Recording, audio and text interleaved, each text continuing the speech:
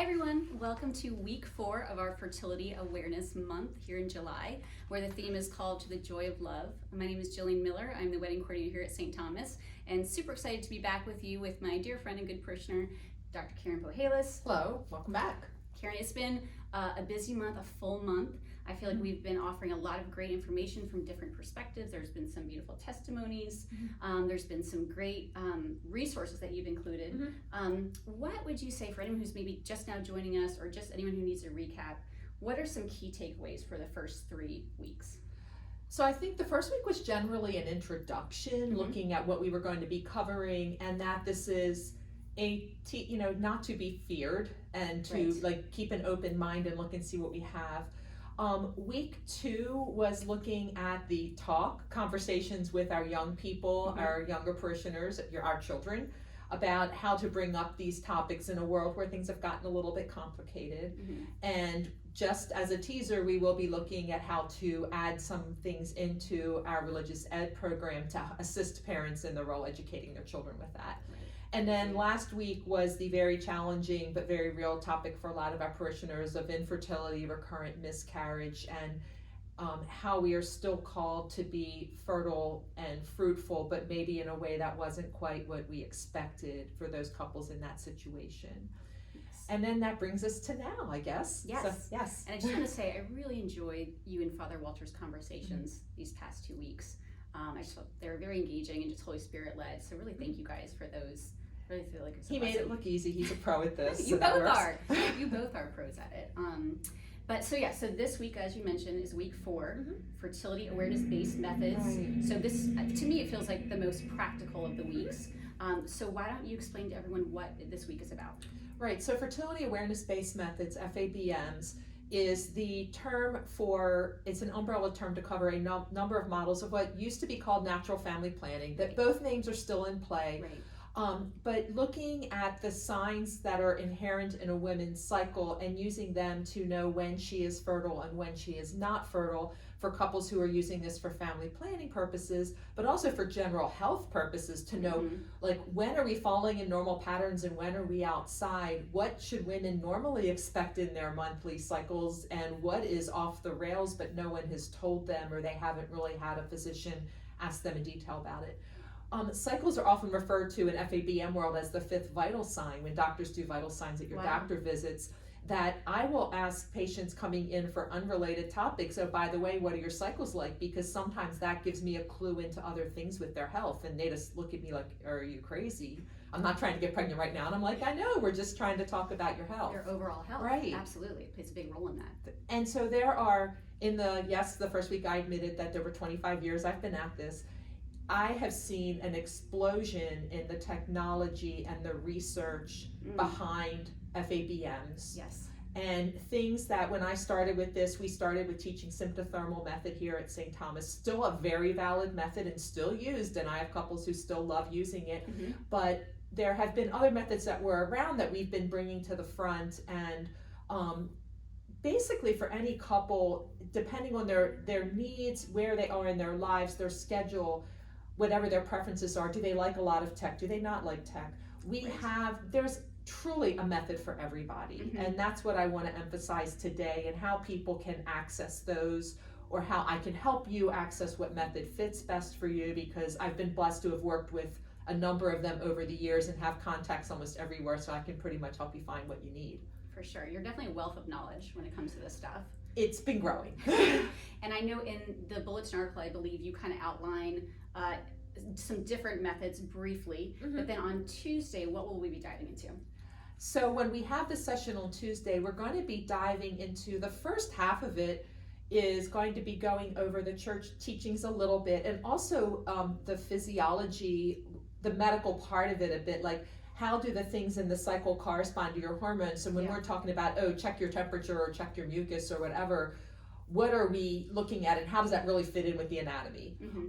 And then the second half is going to be actually the new and exciting part for us as a parish. We are actually going to be having an intro session in the FEMM model taught by Bridget Claiborne, who is a colleague and friend of mine from the Richmond area. She's going to be coming to us via Zoom to teach that, and that'll give couples a very good baseline on how this works and how it starts, and talk about the app. And then for couples who want to continue FEM in more detail, they will have the opportunity to sign up with her privately to complete instruction. But for some couples it may be, well, that's cool, but I'm really interested in whatever, and I will be able to help steer them to the whatever.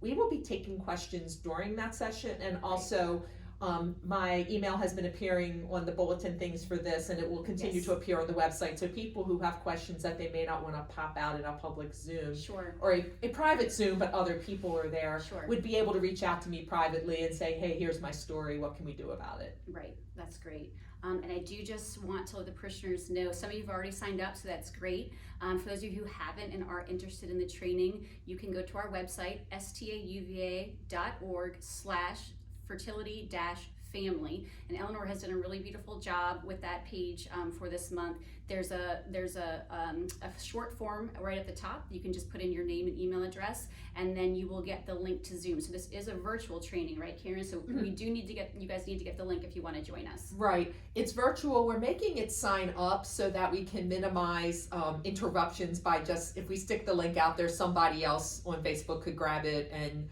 we would like to make it that people who are there know that they are the parishioners who are there, and not that random people are hacking in, because there are topics that are sensitive. Again, this would not be for those of you who are on fire about teaching your teens. You please watch this, but we're going to be doing the teens with a slightly different format, so probably this is not one to let your teens join in with you for. Okay, good point. Very good point. Karen, what about, let's talk about some of the concerns people might have, just in general about FABMs. Their accuracy. What about some of the people who, have heard about some of the methods before, the old rhythm method, or saying, oh, the charting and the temperature taking, it's just too stressful for me, and in our marriage it might add stress, or what kind of encouragement would you give couples like who are doubting? So first of all, there, as I mentioned, a variety of methods. So these methods have all been evaluated for efficacy, for achieving and for avoiding pregnancy. People use fertility awareness for both reasons. For the topic of avoiding pregnancy, if the methods are used accurately as they are written and people follow the instructions they're given by their instructor, efficacy generally for these methods is upwards of 94%. Varies by the method a bit, but there are studies that have efficacy as high as 99%, which, if you're looking at straight numbers, matches the actual user number for the birth control pill. It's not 100%.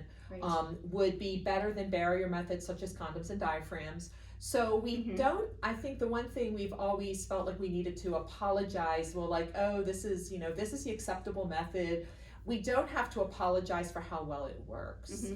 And things that 25 years ago were a pipe dream for us about, oh, can women check their own urine at home and figure out where they are in their cycle? Answer right now is yes. Yes, we can. There are monitors that literally, I have patients where they use a dipstick and they put it into or they take a picture of the strip with their iPhone, and it correlates the strength of the strip reaction to numbers, and I can actually almost watch them map out some of their hormones by just them dipping their urine at home in the morning. And so a lot of the, oh my goodness, are we at the right point in our cycle?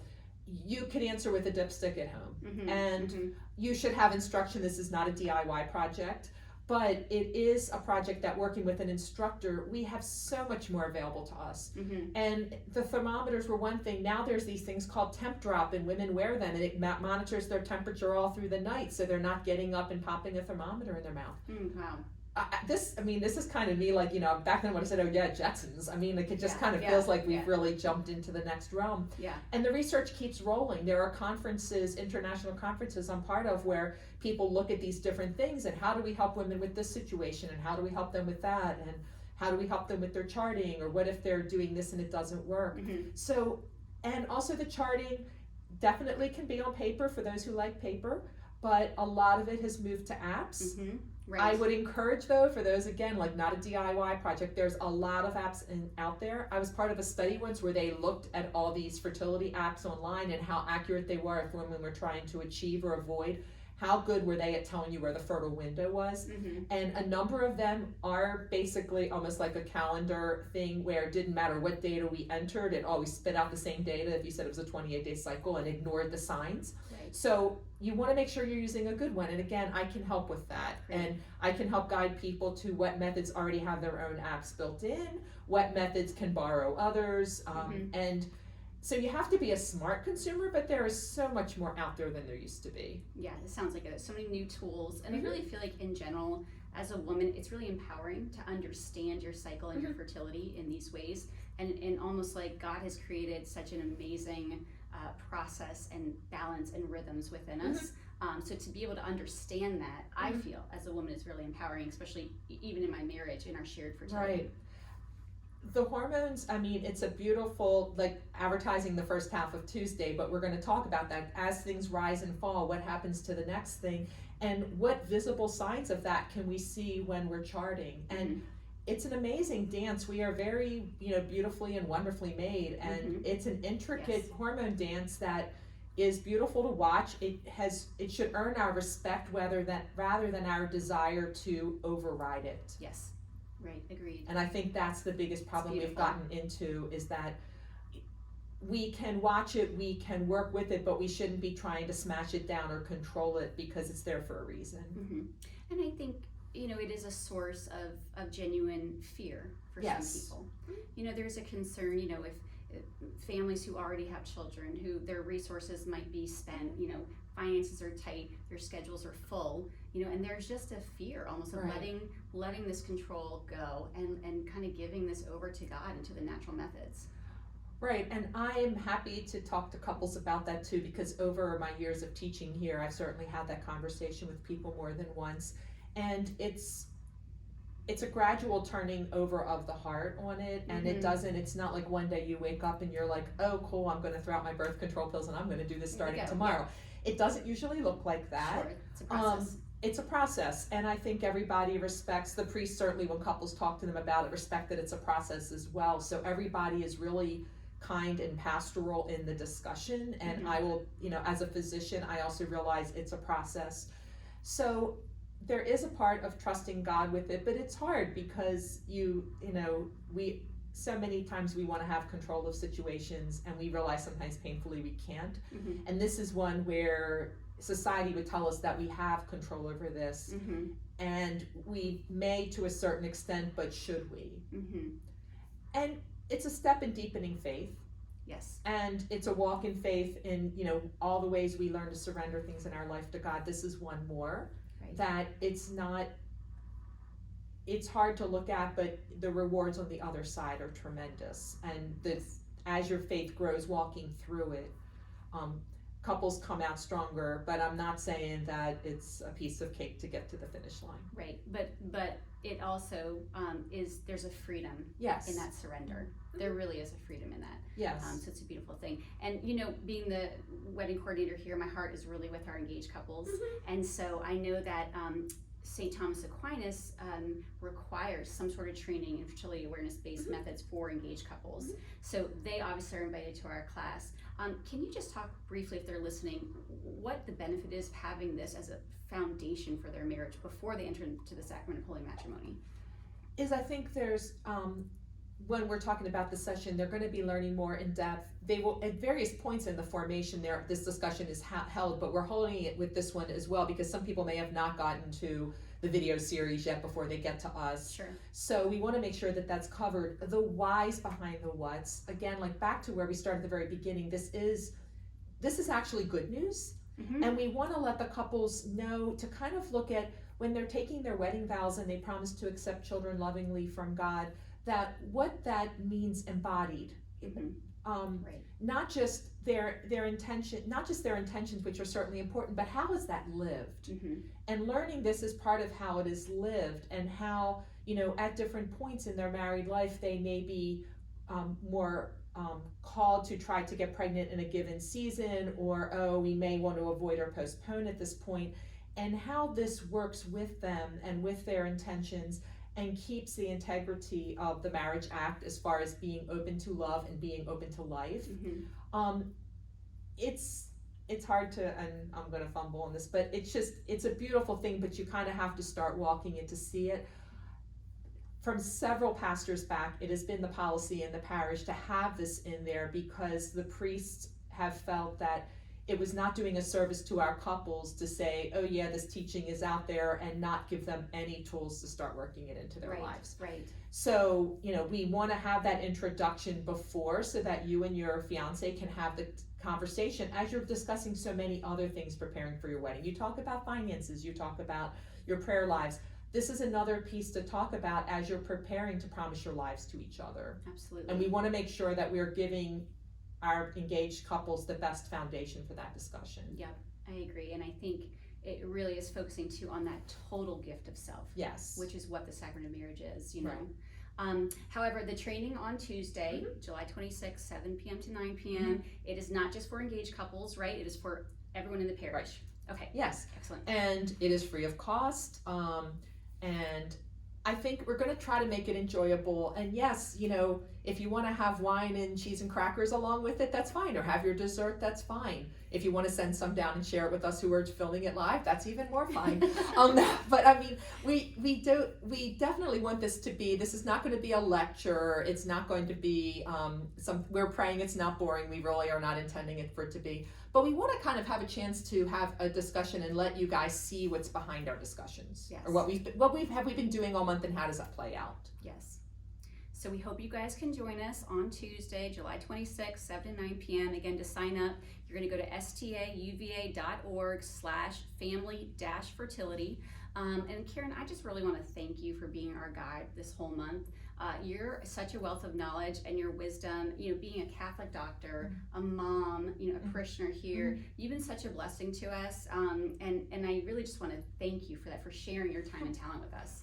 I'm grateful for the parish staff has been amazing. There are so many people we could thank the Academy, but we're not. But anyway, the parish staff has been supportive. People in other dioceses are kind of envious that we're doing this. So just to say that other people are like, you get a whole month. So I've been grateful for the opportunity to share, and I hope that the parishioners, that this bears fruit in their lives. I think that's the hope of Father Walter and the staff. Yeah, same here. And in closing, if there are couples out there who have further questions, deeper questions, or even individuals, come to the training on Tuesday. But after that, are you an ongoing resource for them? I have been for 25 years and nothing's stopping that. So yes, just Wonderful. Email me. Okay, great. And your email is? drpohalas@gmail.com, and it's on that fertility and family page. And it's also in the bulletin. And it's in the bulletin. So pick up a bulletin this weekend, guys. Make sure you read Dr. Karen's final bulletin article, and we hope to see you on Tuesday the 26th at our training. Thank you. Thank you.